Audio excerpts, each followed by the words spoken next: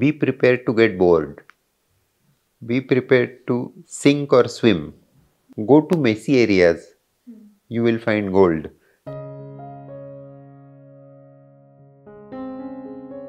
BT म्हणजे काय? Bad trip. अच्छा. माझ्या 2 मैत्रिणी आहेत छोट्या, एक अनुष्का आणि एक संस्कृती आहे. त्यांना मी या विषयावर बोलायला सांगितलं, कारण त्या ह्याच्यातल्या तज्ञ आहेत, मी नाही आहे. तुम्ही सगळे अवघडच प्रश्न घेऊन आलात माझ्याकडे. तुम्हाला कोणाला फिलॉसॉफरला बोलवायचं होतं बहुतेक. अजून एक म्हणजे आजकाल एक नवीन ट्रेंड सुरू आहे, वर्क लाईफ बॅलन्स हवा, वर्क लाईफ बॅलन्स हवा. पण वर्क लाईफ बॅलन्स म्हणजे मला खरंच काम कमी करायचं आहे की म्हणून मी असं शोधते की याची गरज आहे.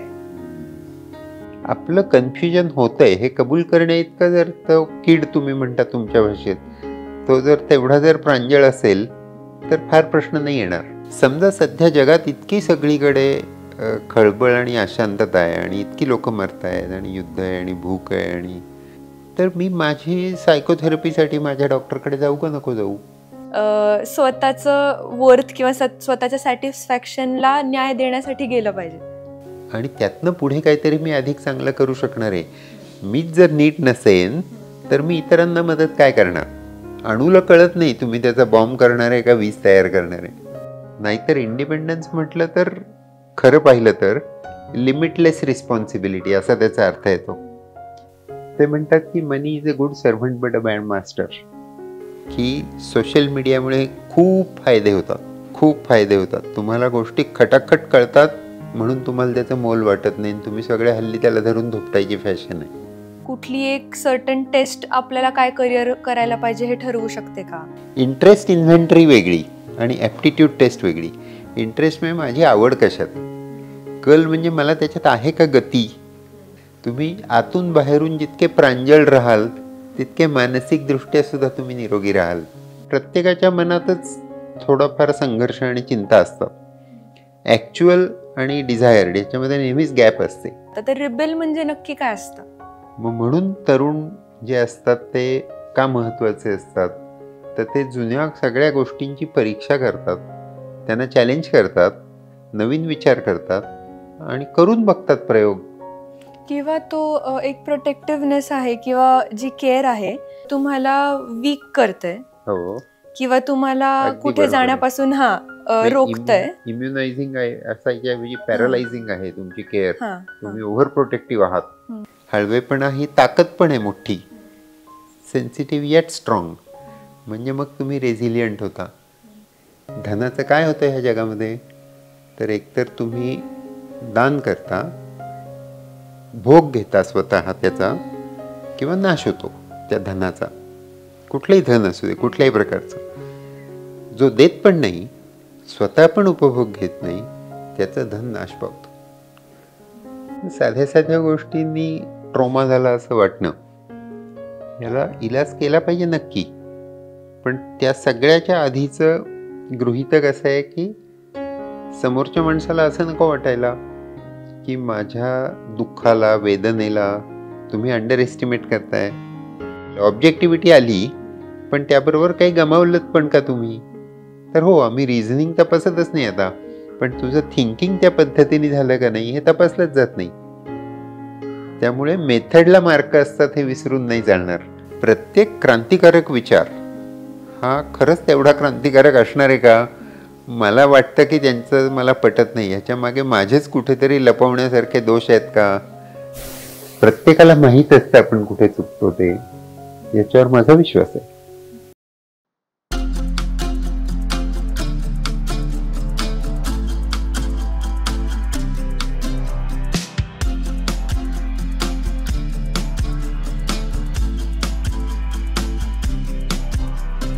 तर नमस्कार सर. नमस्कार. जगण्यातील काहीमध्ये तुमचं मनापासून स्वागत. आज आपण एका युनिक सेन्समध्ये एका टॉपिकविषयी बोलणार आहोत. म्हणजे आपण नेहमी असं ऑब्झर्व करतो की आपण ॲडोलेसन्सविषयी बोलतो, चाइल्ड सायकोलॉजी किंवा चाइल्ड डेव्हलपमेंटवरती बोलतो, किंवा मिड लाईफ क्रायसिस असेल किंवा जिरॅट्रिक टॉपिक्स असतील. बट ही जी एक फेज असते ज्याला आपण ॲक्च्युली खरं तर एक खूप लाईफ चेंजिंग आणि लाईफ शेपिंग फेज असते लाईफची, जी ॲक्च्युली लेट्स से की 19 इयर्स टू 30 इयर्स और 21 years once you graduate to 30 years, ही एक खूप इम्पॉर्टंट फेज असते जी म्हणजे माझ्या ओपिनियनमध्ये मला असं वाटतं की जास्त बोलली जात नाही किंवा त्याविषयी जास्त चर्चा केली जात नाही. तर याच विषयी आज आपण चर्चा करणार आहोत. अवघडच परीक्षा आहे माझी. तर सुरुवातीला आपण ह्या प्रश्नापासून सुरू करू की ही जी जनरेशन असते किंवा हा जो एज ग्रुप असतो त्याला युजली लोक असं मॉडर्निटी असं म्हणून डिफाईन करतात की आधीची जनरेशन असते की ही खूप मॉडर्न जनरेशन आहे असं वगैरे. तर मला ॲक्च्युली ही टर्म खूप कॉम्प्लेक्स आणि डीप वाटते. मॉडर्न असणं, मॉडर्निटी असणं, आउटडेटेड असणं. तर मला पहिलं असं विचारायला आवडेल की मॉडर्न म्हणजे नक्की काय? चांगला प्रश्न आहे, अवघड आहे. मॉडर्न म्हणजे आधुनिक असं त्याचा अनुवाद करता येईल किंवा भाषांतर करता येईल. पण खऱ्या अर्थाने मॉडर्न म्हणाल तर स्वतः विचार करून काही नवीन शोधलंय का, घिशापिट्या मार्गावरून चालणं म्हणजे मॉडर्न नव्हे. मग म्हणून तरुण जे असतात ते का महत्त्वाचे असतात, तर ते जुन्या सगळ्या गोष्टींची परीक्षा करतात, त्यांना चॅलेंज करतात, नवीन विचार करतात आणि करून बघतात प्रयोग. ह्याचं कारण जसं मागच्या वेळी आपण बोललो असं बहुतेक की वय झालं की चुका करायची भीती वाटते, तशी इथे आपण चुकतच नाही असाच कॉन्फिडन्स असतो मुळात की मी कधीच चुकत नाही. त्यामुळे आधुनिकतेचे वारे किंवा हे नुसतेच हे बंडखोर असतात का, तर नसतात. त्याचा उपयोग होतो समाजाला, पुढच्या पिढ्यांना, त्यातनं नवीन विचार येतो, म्हणून ते मोलाचं आहे. त्यामुळे ते मॉडर्न असं म्हणता येईल. पण त्यांनी विचार करून आणलं असेल तर, कारणाशिवाय असेल तर त्याला काही मॉडर्न म्हणायला हवं असं नाही. तर तुम्ही आता रिबेल हा शब्द मेन्शन केला, तर मला तेच पुढे विचारायचं होतं की रिबेलला युजली लोक असं खूप काहीतरी निगेटिव्ह असल्यासारखं एक हे केलं जातं. तर रिबेल म्हणजे नक्की काय असतं? रिबेल म्हणजे चांगलं आहे की जुना कुठला तरी विचार तुम्हाला आवडला नाही, पटला नाही आणि तुम्ही धाडसानी तो मांडलं पुढे की हे चांगलं नाही, हे पटलं नाही, आणि मग पुढे जाऊन हे बदलून काय यावं हे पण खरं केलं, तर त्याला काहीतरी मिनिंगफुल रिबेलियन म्हणता येईल ना. की आपण असे मिळूनच गप्पा मारूया, मला सगळी उत्तरं माहिती आहेत आणि तुम्हाला काहीच नाहीत, असं आव नको आणूया आपण. कारण खरं तर तरुणांना सगळी उत्तरं माहिती असतात आणि ते आपली म्हाताऱ्यांची परीक्षा घेत असतात नाही का. तर मला असं वाटतं की काय पटलं नाही, काय चूक दिसली जुन्या पिढीतली किंवा जुन्या काळातली, आणि ती बदलण्याची गरज का वाटते, आणि ते सगळं करून ते धाडसानी अंमलात आणणे इतकं स्वतःकडे असणं आणि ते अंमलात आणून बघणं, आणि नाही चाललं तर पुन्हा पहिल्यापासून सुरू करण्याची क्षमता असणं, हे मी खूप महत्त्वाचे मुद्दे समजतो रिबेलियन मधले.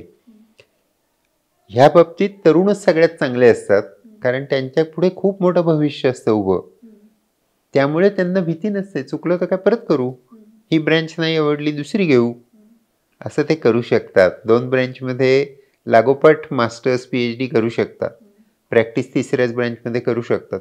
तसं सहसा मोठी माणसं करताना दिसत नाहीत. त्यामुळे रिबेलियन ही खूप आवश्यक गोष्ट आहे. आता फ्रेमवर्क पाहिजे, त्यांनी मुळातच सगळा विध्वंस वेगळा आणि रिबेलियन वेगळं नाही का, याचं भान ठेवलं पाहिजे वगैरे सगळ्या गोष्टी आल्या. आणि मला असं विचारायचं की इंडिपेंडेन्स आपण कायम हा शब्द वापरतो आणि 21 ते 30 वर्षातल्या मुलांना तर इंडिपेंडेन्स म्हणजे ते त्यांच्या आईवडिलांना पण विचारत नाही. तर इंडिपेंडेन्स हे कसं डिफाईन करता येईल? तुम्ही सगळे अवघडच प्रश्न घेऊन आलात माझ्याकडे. तुम्हाला कोणाला फिलॉसॉफरला बोलवायचं होतं बहुतेक.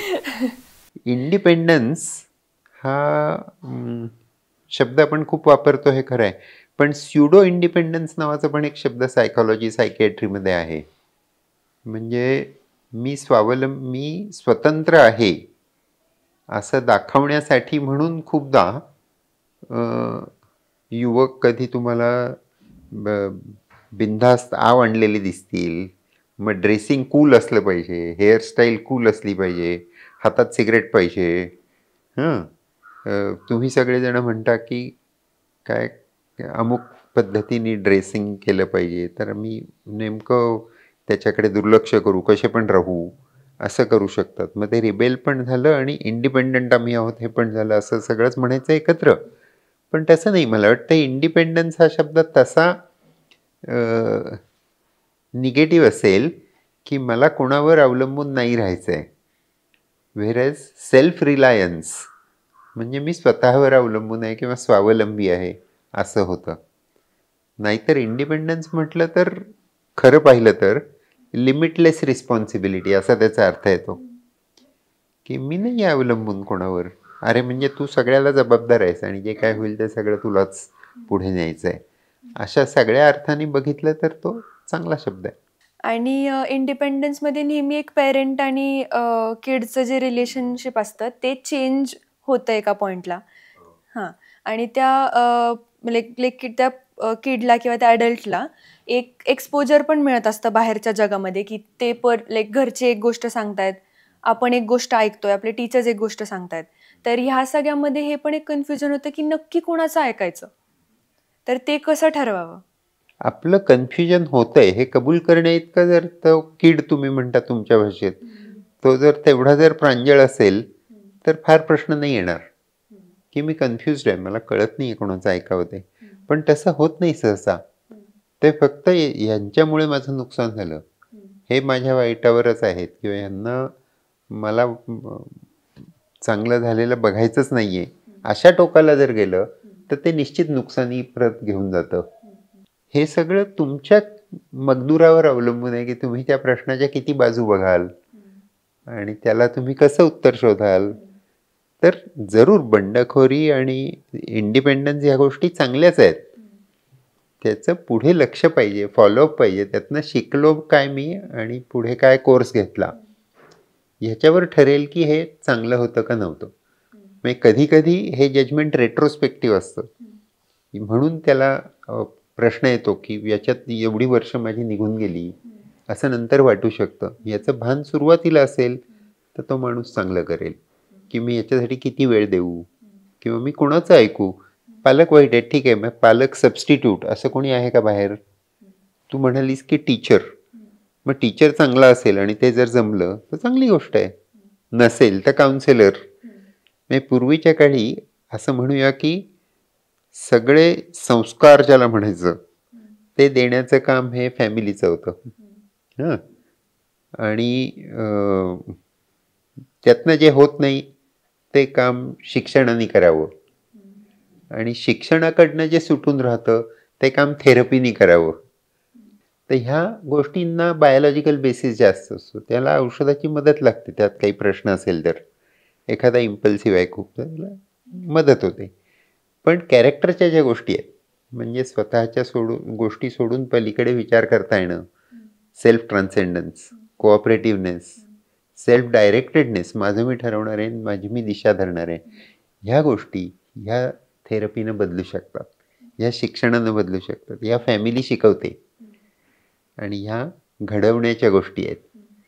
त्यामुळे आपण स्वतंत्र आहोत, आपण रिबेल आहोत, आपण केपेबल आहोत, आपण कॉन्फिडंट आहोत, या सगळ्या चांगल्या गोष्टी आहेत.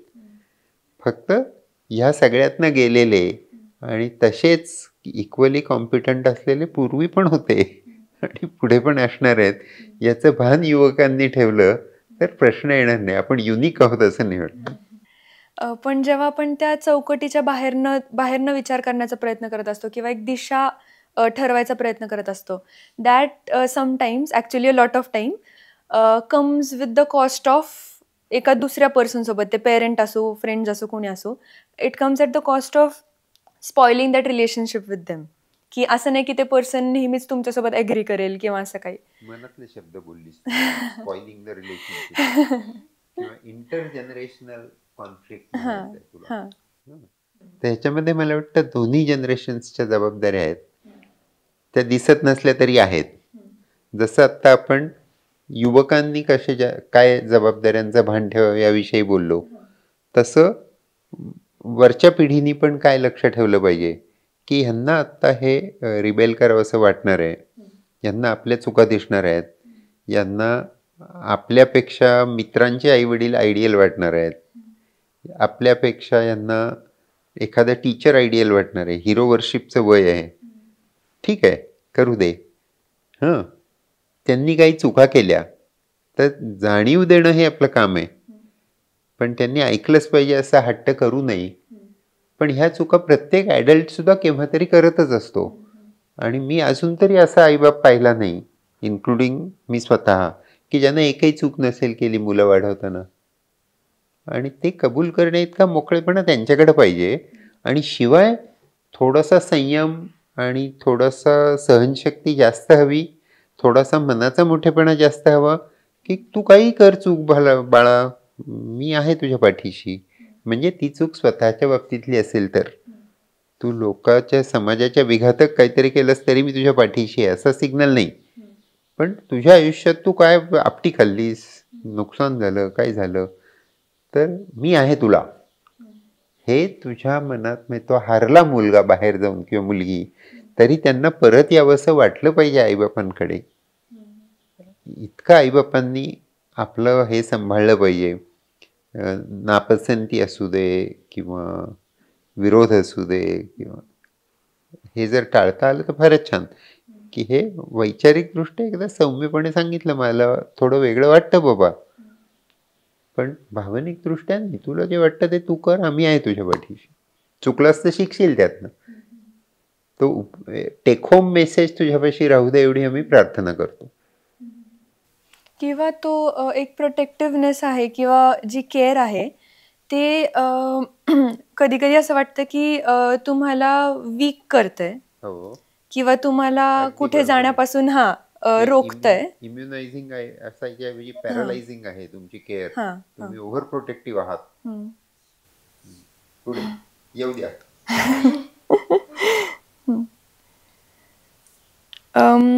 काही टर्म्स आहेत जे म्हणजे आमच्या एज ग्रुपमध्ये लोक यूज करतात असं मी ऐकलंय. कधी कधी ते सेलिब्रेट पण होतात असं मला वाटतं. तर त्यातले प्रोक्रॅस्टिनेशन हा एक वर्ड आहे. सो ॲक्च्युली ते काय आहे आणि त्याला सेलिब्रेट केलं जातं असं मी पाहिलंय ॲक्च्युली. सो ह्याविषयी काय वाटतं? प्रोक्रॅस्टिनेशन हे नक्कीच हानिकारक गोष्ट आहे आणि पुढे ढकलल्या जाण्या गोष्टी, आणि हे मला पण असलेलं दुखणं असू शकेल. त्याची कारणं वेगळी वेगळी असतात प्रत्येकामध्ये. कधी स्वभावामधला विरोध असेल दुसऱ्यांना केलेला, पॅसिव्ह ॲग्रेसिव्ह, पण त्याच्यापेक्षा जास्त कॉमनली बऱ्याच वेळेला ते चिंता असते किंवा स्वतःविषयी वाटणारी कमीपणाची भावना असते, त्यामुळे ते पुढे मांडायला धाडस होत नाही असं असेल. मग आजचं उद्या ढकलू, चॅलेंज फेसच नको करूया, मी जर फेल झाले तर काय, म्हणून ते फेसच नको करूया, अशा रीतीने करतो आपण. तर ही व्हॅलिड गोष्ट आहे आणि हे नको असायला पाहिजे, हे खरं आहे. पण एका मोठ्या नोबेल लॉरिएटनी एका युनिव्हर्सिटीमध्ये, प्रसिद्ध संस्थेमध्ये अमेरिकेतल्या, त्याचं आत्ता मला नाव आठवत नाही, त्यांनी ग्रॅज्युएशनला दिलेलं भाषण आहे, त्याच्यात ते म्हणाले की be prepared to get board, be prepared to sink or swim. तुमच्या कित्येकदा असं लक्षात येईल की आपण दिवसेंदिवस वर्षानुवर्ष केलेल्या कामाचं काही झालं नाही. सायंटिस्ट होणं ही अवघड गोष्ट आहे. आणि तसंच इतर क्षेत्रांमध्ये पण आहे की आपल्या याचं दरवेळेला फळ येईलच असं नाही. बट बी प्रिपेअर्ड, बोर्डम आणि काही न मिळणं हे सगळं. आणि तुम्ही काय म्हणायचं त्याला, go to messy areas, you will find gold, असं त्यांनी लिहिलं होतं. त्यामुळे जिथे फार काही अभ्यास झालेला नाही, ज्याच्याविषयी खूप विवाद आहेत, त्या विषयात हटकून अभ्यास करावा तुम्हाला जर वाटलं तर. म्हणजे आमची जी जनरेशन आहे, अगदी छोट्या छोट्या गोष्टींचा बाऊ करायची सवय लागलेली आहे. म्हणजे ते कदाचित खरंही असेल किंवा सवयच लागली आहे की काही जरी झालं तरी एकदम छोट्या गोष्टींमध्ये मला बीटी होतोय. बीटी म्हणजे काय? Bad trip. अच्छा. ओके.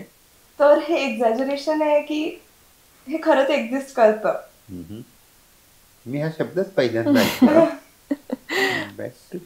हळवेपणामुळे जाता येता बोर होणं, असं म्हणलं तर बरोबर होईल.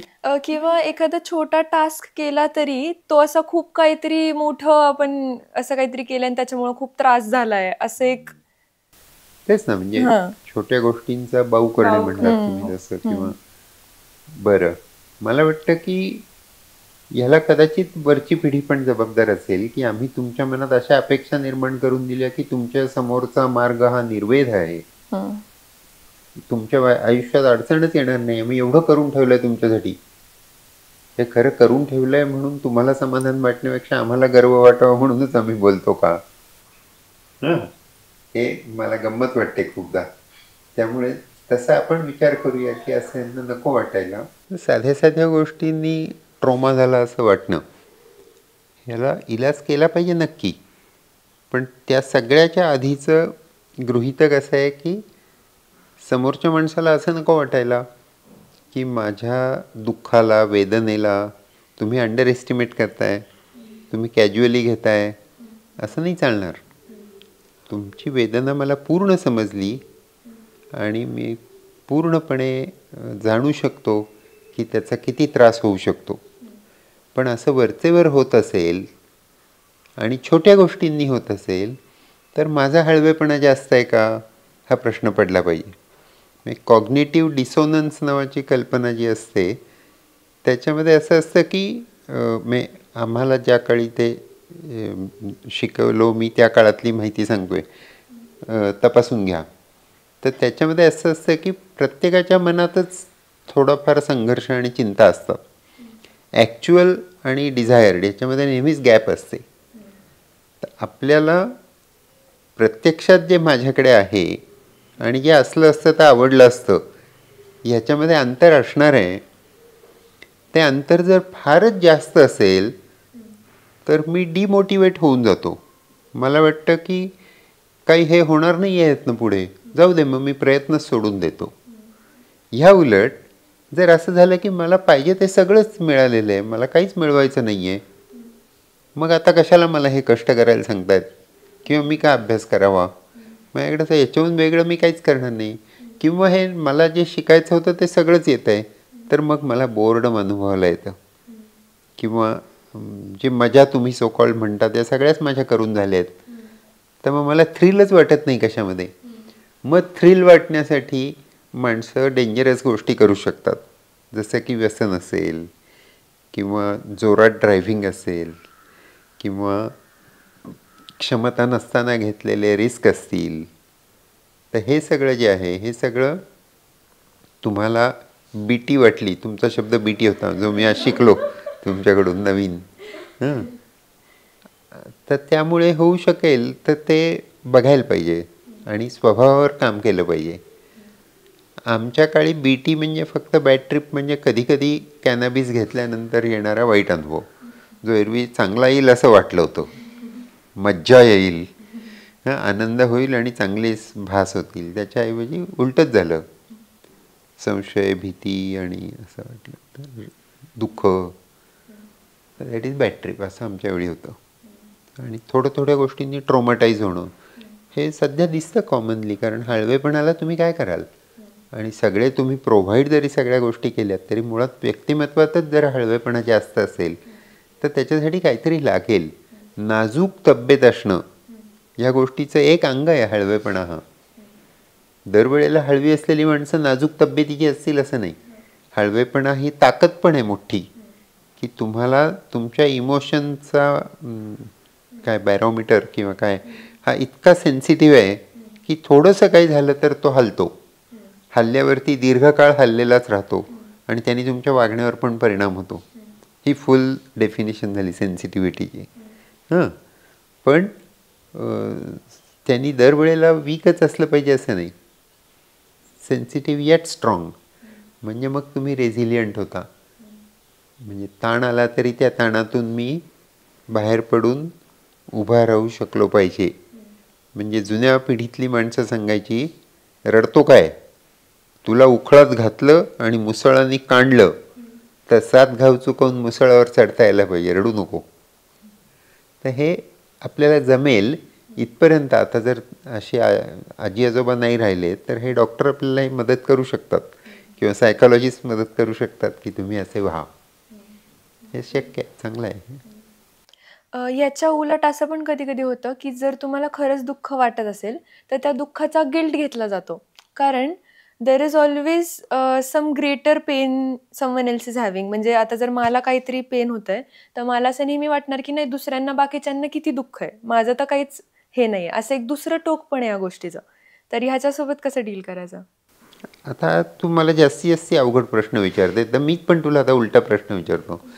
समजा सध्या जगात इतकी सगळीकडे खळबळ आणि अशांतता आहे आणि इतकी लोक मरत आहेत आणि युद्ध आहे आणि भूक आहे आणि अमुक आहे, पूर आहे, ज्वालामुखी आहे, तर मी माझी सायकोथेरपीसाठी माझ्या डॉक्टरकडे जाऊ का नको जाऊ? मी माझे छोटे किरकोळ संघर्ष घेऊन त्याच्यासाठी वेळ आणि पैसे आणि रिसोर्सेस खर्च करणं हे योग्य आहे का नाही? तू सांग मला. स्वतःचं वर्थ किंवा स्वतःच्या सॅटिस्फॅक्शनला न्याय देण्यासाठी गेलं पाहिजे आणि त्यातनं पुढे काहीतरी मी अधिक चांगलं करू शकणार आहे. मीच जर नीट नसेन तर मी इतरांना मदत काय करणार? इव्हन फ्लाईट्स मध्ये पण ते सांगतात ना की आधी स्वतःचा मास्क लावा मग साईडचा मास्क लावा. किती छान. त्यामुळे त्याच्याबद्दल फार गिल्ट नका घेऊ.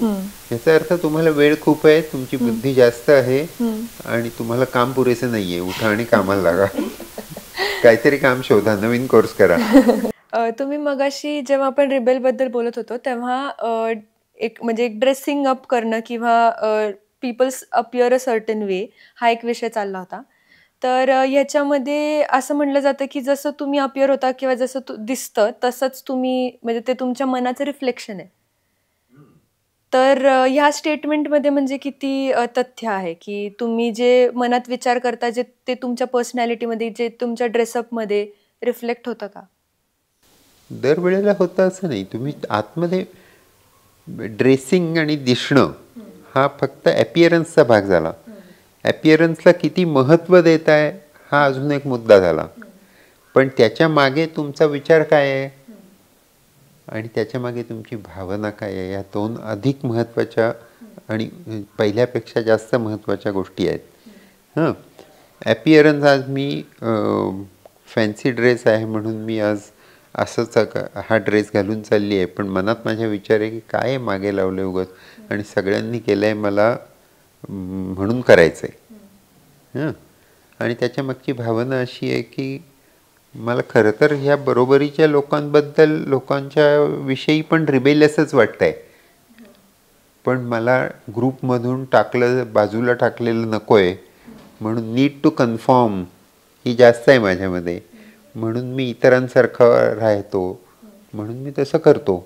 आता हे कम्प्लिटली टाकून द्यावं का आणि दरवेळीच मी मला हवं तसं राहावं का एक्सेंट्रिक? तर मी म्हणेन की शक्ती असेल तर राहावं, जे येईल ते घ्या, हां, नसेल तर नको. ज्ञानेश्वरांनी फार छान सांगितलं, म्हणजे त्या कृष्णाने अर्जुनाला सांगितलेलं, येथ विजय होईल की देह सर्वथा जाईल, हे आधीच काही पुढील चिंतावेना. आपण या उचिता स्वधर्मू रहाटता, जे पावे ते निवांता साहोनी जावे. ऐसिया मने होवावे तरी दोषू न घडे स्वभावे, म्हणून आता झुंजावे निभ्रांत तुवा. तुझ्या मनात क्लॅरिटी पाहिजे की माझ्या कर्तव्यांना मी रोजच्या रोज त्याच पद्धतीनं करत राहीन. हे महत्त्वाचं आहे की तुम्ही आज जे करताय तेच तुम्ही शेवटच्या दिवशी करणार आहात का? तुम्ही त्याला स्वधर्म म्हणून समजलं आहे का? तुम्हाला फार त्रास नाही होणार. त्यामुळे एरवी ड्रेसिंग आणि अपिअरन्स, तुमचे जसे व्ह्यूज आहेत तसे दिसा. तुम्ही आतून बाहेरून जितके प्रांजळ राहाल तितके मानसिकदृष्ट्या सुद्धा तुम्ही निरोगी राहाल आणि आनंदी पण राहाल. थोडंफार लोकांना नाही आवडलं तर प्रत्येकाशी भांडण घ्यायची गरज नाही. आहे मी थोडासा असाच, नाही मी तुमच्या अपेक्षा इतका चांगला, एकदा जर सांगून टाकलं तर ते नाही त्रास देत तुम्हाला. अजून एक म्हणजे आजकाल एक नवीन ट्रेंड सुरू आहे, वर्क लाईफ बॅलन्स हवा, वर्क लाईफ बॅलन्स हवा. पण वर्क लाईफ बॅलन्स म्हणजे मला खरंच काम कमी करायचं आहे की म्हणून मी असं शोधते की याची गरज आहे. हे ज्याच्या त्याच्यासाठी वेगळं असणार हे तर तुम्हाला माहिती आहे. पण तुम्हाला जर असं वाटलं की माझ्याकडं सगळं आहे आणि मी काय पैशासाठी हे करत नाही, पण मला पटलं आहे की काम जास्त केलं पाहिजे, ह्या क्षेत्रात खूप काम करण्याची गरज आहे म्हणून मी करते आहे, तर मग मी माझं पर्सनल लाईफ पण बाजूला टाकून कामात झोकून दिलं तर त्याचा पूर्णपणे बॅलन्स हुकला असं नाही म्हणता येणार. तो वरच्या पातळीवरून गणित बघतोय असं समजा. म्हणजे ते म्हणतात ना की नेते मंडळी हे अनेकांचे संसार चालवतात. वर्क लाईफ बॅलन्स म्हणाल तर एक पुस्तक माझ्या नजरेसमोर येतं, लॅरी स्मिथ नावाच्या माणसाचं आहे, की तो म्हणतो की तुम्ही जर फक्त 9 ते 5 काम करायचं म्हणाल तर मग करिअरचं स्वप्न सोडून द्या. हल्लीचं जग इतकं कॉम्पिटिटिव्ह आणि इतकं स्पर्धात्मक आहे आणि पुढे जाणार आहे घाईघाईनी, जोरात प्रगती होते सगळीकडे, की तुम्ही नाही करू शकत करिअर जर तुम्हाला नुसतं हे करत. ह्याचा अर्थ पर्सनल लाईफ सगळं सोडून द्यावं का? नाही. मग ह्याच्यासाठी प्रत्येकाने अलॉटमेंट कशी करावी, कशाची कामांची विभागणी कशी करावी, ती मागची माणसं कशी उभी करावीत, टीम सगळी सांभाळणारी, हे तुम्हाला ठरवायला हवं. आणि म्हणून प्रत्येकाचं वर्क लाईफ बॅलन्स वेगळा असणार आहे. ही संकल्पना बरोबर आहे, ती असली पाहिजे. धर्म, अर्थ, काम आणि मोक्ष 4ही पुरुषार्थ आहेत आणि 4ही तुम्ही पाळले पाहिजेत. एवढं सगळं करून रामदास स्वामी सांगतातच की प्रपंचच सगळ्यात चांगला म्हणजे गृहस्थाश्रमच चांगला, हो की नाही? कारण तो इतरांना पण अवलंबून राहू देतो तुमच्यावर.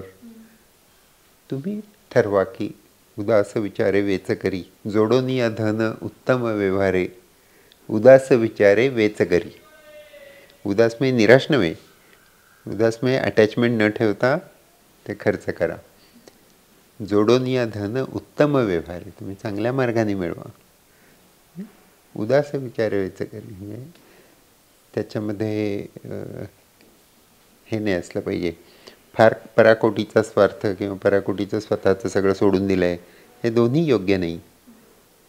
धनाचं काय होतं ह्या जगामध्ये? तर एकतर तुम्ही दान करता, भोग घेता स्वतः त्याचा, किंवा नाश होतो त्या धनाचा. कुठलंही धन असू दे, कुठल्याही प्रकारचं.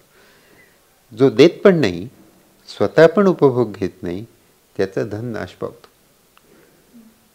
तुम्ही ठरवा की तुम्हाला किती करायचं आहे, काय करायचं आहे.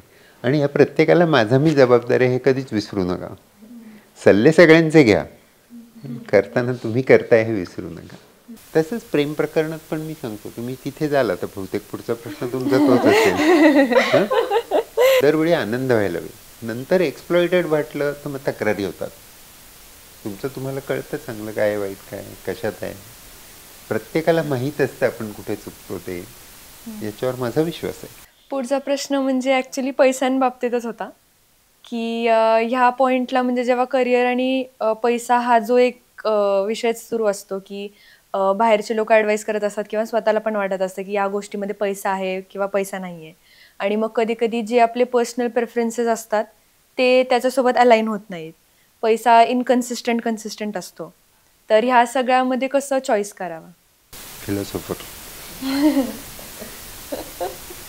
ते म्हणतात की money is a good servant but a bad master. है ना? तुम्ही कशासाठी वापरताय धन हे ठरवा. मग चांगलंच आहे, भरपूर मिळवा. आणि कशासाठी वापरताय त्याचं भान ठेवा. अशी खात्री कोणीच देऊ शकत नाही. काहीच परमनंट नाही आहे. त्या अनित्याचं आठवतं मला विपश्यनेतलं. अनित्य आहे सगळं का नाही? त्यामुळे आपल्याला काय आवडतं ते बघावं हे निश्चित, आणि ते नीट करावं. जे पावे ते निवांता साहोनी जावे. अजून एक करिअर चॉईसेसचा एक म्हणजे कन्फ्युजन असणं, किंवा काय चूज करायला पाहिजे, किंवा कुठली एक सर्टन टेस्ट आपल्याला काय करिअर करायला पाहिजे हे ठरवू शकते का? सगळ्यांनी सायकॅट्रिस्ट व्हावं. मला ती ब्रँच खूप आवडते, त्यामुळे मी म्हणतो सगळ्यांनी सायकॅट्रिस्ट. अशा टेस्ट आहेत आणि त्या उपयुक्त असतात नक्की, पण त्या टेस्ट देण्याचं काम सायकॉलॉजिस्ट करतात, मी नव्हे. आणि त्यातल्या तज्ज्ञ असतात. Aptitude taste. ॲप्टिट्यूड म्हणजे कल चाचणी. कल असेल तर तुम्हाला त्यातली प्रोफिशियन्सी जास्त सहजपणे मिळेल. इंटरेस्ट इन्व्हेंटरी वेगळी आणि ॲप्टिट्यूड टेस्ट वेगळी. इंटरेस्ट म्हणजे माझी आवड कशात आहे. कल म्हणजे मला त्याच्यात आहे का गती आहे का मला त्याच्यात. हा मराठी फ्रेज बरोबर आहे. ते असेल तर ते करावं, नक्की करावी टेस्ट. पण टेस्ट डोक्यावर घेऊन त्यांनी सगळं आयुष्य त्याच्यावर बेतू नये. बरोबर. किंवा असं पण कधी कधी कम्पॅरिझन होतं की बाबा सेम गोष्टीमध्ये दुसऱ्या पर्सनला टॅलेंट आहे, मला नाही आहे. किंवा म्हणजे त्याच्यामुळे तुम्ही दुःखी होत नाही, तुम्ही पडला तर रडत नाही, तुम्ही दुसऱ्याला दोष देत नाही. हे सगळं स्वतःच्या आवडीच्या गोष्टी करण्याचे फायदे आहेत. आणि कधी कधी असं पण होतं की तुम्ही म्हणजे तुमचं जे घरातच जे लोक करिअर करतात किंवा त्यांचं जे प्रोफेशन आहे तेच सेम तुम्ही प्रोफेशन निवडलं, तर म्हणजे माझे असे पर्सनल ऑब्झर्वेशन्स आहेत की कधी कधी लोक असं म्हणतात किंवा स्वतःला असं वाटतं की जस्ट बिकॉज ते त्या फील्डमध्ये होते किंवा त्यांनी तुम्हाला हेल्प केली त्यामुळे तुमचं वर्थ डिसाईड झालं का पहिले तर. घरात चालत आलेलं प्रोफेशन करणं याच्याकडे तुमचा दृष्टिकोन कसा आहे, तुम्ही त्याच्याकडे पॉझिटिव्हली बघता का निगेटिव्हली बघता, हे महत्त्वाचं आहे. तुमचेही ग्रह आज आहेत तसे पुढे राहणार आहेत असं नाही, हे ध्यानात ठेवा. त्यांनी केलेल्या गोष्टी आणि त्यांनी झालेली नुकसानं हे बघून जर तुम्हाला वाटलं की हे फार वाईट आहे आणि हे नाही करू, तर ते त्यांचं मत आहे. तुमच्या आवडीने तुम्ही नक्की करा. त्याच्यामागे काही व्यावहारिक गणित आहे का, आणि नुसतं व्यावहारिक गणित आहे म्हणून तुम्हाला ते नको वाटतंय का, तुम्ही वेगळ्या पद्धतीने करू शकता. तुम्ही स्वतः त्याच्यात पाहिजे, तुम्ही स्वतःला हेल्पलेस समजू नका. हे मला नक्की सांगायचं आहे तुम्हाला. त्या घरातल्यांकडे परत जाऊन सांगणं की हां मी हे चुकलं माझं, मला वाटलं करून बघीन, मी केलं मी, पण मला वाटतं की नाही आहे तुमचं बरोबर आहे, मी येतो तुमच्या व्यवसायात. तेवढा मोकळेपणाही असू द्या. तर ऑन सोशल मीडिया लाईफ आणि ऑफ सोशल मीडिया लाईफ, आणि हे आजकालच्या जनरेशनला खूप अफेक्ट करत आहे की ते जसं दाखवतात ते तसं ॲक्च्युली नाही राहत, आणि कुठेतरी सगळ्या लोकांना मी कसा राहतो किंवा मी कसं आहे हे दाखवण्याच्या मागे जास्त लोक पळतात. माझ्या 2 मैत्रिणी आहेत छोट्या, एक अनुष्का आहे आणि एक संस्कृती आहे. त्यांना मी ह्या विषयावर बोलायला सांगेन, कारण त्या ह्याच्यातल्या तज्ज्ञ आहेत, मी नाही आहे. मला एवढं माहिती आहे की सोशल मीडियाचा उपयोग मला येत नाही करायला नीटचा, मला शिकायचं आहे. मला सोशल मीडिया नक्की कशाला म्हणतात हे तरी कळलं आहे का नाही मला माहीत नाही. व्हॉट्सॲप हे सोशल मीडिया आहे का नाही या विषयावर मध्ये वाद झालेला मी कुठेतरी पेपरात वाचलं.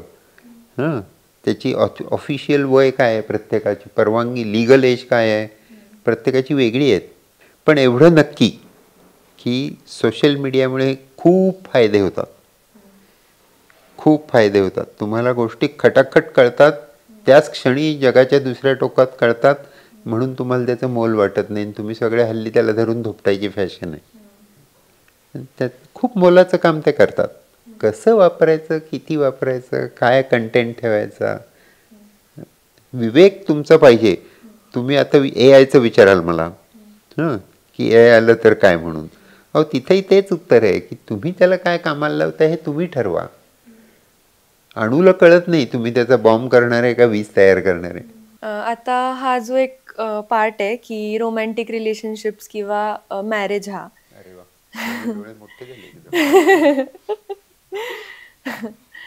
तर त्याच्यामध्ये सगळे फॅक्टर्स येतात की म्हणजे असं म्हटलं जातं की त्याचं एक सर्टन एज असतं, किंवा मग ते एज आल्यानंतर त्या बाबतीत वाटणाऱ्या इन्सिक्युरिटी, कमिटमेंट्स, किंवा मला सगळ्यात इम्पॉर्टंट असं वाटतं की जेव्हा तुम्ही त्या रिलेशनशिपमध्ये कमिटमेंट इश्यूज दाखवताय तो तुमचा ओव्हरऑलच नेचरचा पार्ट आहे का तुम्ही फक्त त्या बाबतीत तसं करताय. हे तुम्हाला कोणीतरी विश्वासातलं तज्ज्ञ माणूस पाहिजे जे हितकर्ता असेल. स्थितप्रज्ञ हितकर्ता असं मी शोधलेलं नाव आहे, म्हणजे अशी काय विशेषण आहे की त्याला स्वतःला त्याच्यामध्ये फार गुंतवणूक नको, आणि फार अटॅचमेंट नको, फार डिटॅचमेंट नको, पण तुमच्या हिताची भूमिका त्याची असली पाहिजे. अशी माणसं पाहिजेत तुमच्या आजूबाजूला ज्यांच्याशी तुम्ही हे मोकळं बोलू शकाल. 1, 2, 3, 4 माणसं असली तरी बिघडत नाही, पण त्यांच्याशी जाऊन तुम्ही वैयक्तिकरित्या हे प्रश्न बोलावेत. बाकी सामान्यरित्या जे तुम्ही सांगाल ते सगळ्यांना माहिती असेल की रोमॅन्टिक रिलेशनशिपमध्ये काय दुसऱ्याला अपाय होऊ नये, स्वतःला अपाय होऊ नये, दोघांनाही आनंद यावा, मूलभूत हे झाल्या गोष्टी. बरोबर आहे, त्याच्यामध्ये नाही आहे फार. पण ह्यातले जे बारकावे आहेत, प्रत्येक वाक्याला ग्रामर आहे, ते बारकाव्यांसाठी तुम्हाला गो टू पर्सन पाहिजे. आणि तिथे जाताना तुम्हाला नाही संकोच वाटला पाहिजे, त्याला नाही संकोच वाटला पाहिजे, किंवा मी फार काहीतरी मोठेपणा करतो असं नाही वाटलं पाहिजे. काम करणं आवश्यक आहे तर ते मी करतो. सो शेवटाकडे येताना आता म्हणजे कसं एक ओव्हरऑल टेक अवे मेसेज आणि आपण स्वतः आणि आपल्या आजूबाजूचे लोक हा एक बॅलन्स मेंटेन कसा करावा एक ओव्हरऑल, म्हणजे आपली एक बाजू असते आणि एक समाजाची बाजू असते, तर त्यामध्ये कसा बॅलन्स मेंटेन करावा एका ओव्हरऑल सेन्स बॅलन्स मेंटेन करायची. मला वाटलं की सध्याचे सगळे लोक भुक्कड आहेत तर वाटू दे, ते मनात ठेवून मला सध्याच्या लोकांशी जुळवून घेता यायला पाहिजे एवढं नक्की. मग तेवढं नाटकही यायला पाहिजे. किंवा प्रत्येक क्रांतिकारक विचार हा खरंच तेवढा क्रांतिकारक असणार आहे का? मला वाटतं की त्यांचं मला पटत नाही, ह्याच्या मागे माझेच कुठेतरी लपवण्यासारखे दोष आहेत का, असा विचार नक्की केला पाहिजे. आणि मग नाही पटल्या जगाच्या गोष्टी तर त्या मनात ठेवा, त्यातलं मला करण्यासारखं काय आहे ते नक्की करायचं. तर धाडस असेल तर ते नक्की करावं. एवढं नक्की लक्षात ठेवावं की आयुष्य एकदाच मिळतं आणि सामाजिक चळवळी वगैरे ज्या चालतात त्या अनेक पिढ्यांच्या युनिट्समध्ये काम करतात. त्यामुळे मला जे काय करायचं आहे ते मला माझ्या आयुष्याची चौकट सांभाळून करायचं आहे. एखादंच काहीच माणसं मोजकी अशी निघतात की जे स्वतःच्या पलीकडे जाऊन गोष्टी करतात, मार खातात, खटले सहन करतात. त्यामुळे त्यांचे ऋण आपण मानलं पाहिजे आणि आपल्याला जमत असेल तर आपण नक्की आपल्याला पटलेला क्रांतिकारक विचार पुढे नेण्यासाठी काम केलं पाहिजे. तर खूप छान नोटवरती आपला हा समारोप झालेला आहे आणि ह्या चर्चेतून आज म्हणजे बऱ्याच प्रश्नांना म्हणजे उत्तरं मिळाली किंवा विचार करण्यासाठी एक मार्ग मिळाल्यासारखा वाटला. तेच महत्वाचं आहे. मला नाही वाटत उत्तर दिली मी फार म्हणून, पण पद्धतीबद्दल बोललो आणि ते आपला विषय आहे. पद्धतीवर बोलू, जगण्याबद्दल बोलू, काही म्हणजे काय जगण्यातील काही मेथडला मार्क असतात ताई. सो तुम्ही आज या चॅनलवर आला आणि आम्हाला एवढं छान इन्साईट आणि डिरेक्शन दिली यासाठी मनपूर्वक धन्यवाद. असंच तरुणांनी आम्हाला समजावून घ्यावे आणि सांभाळून त्यांच्यात ठेवले. आम्ही पण तुमचे आभार मानतो. धन्यवाद.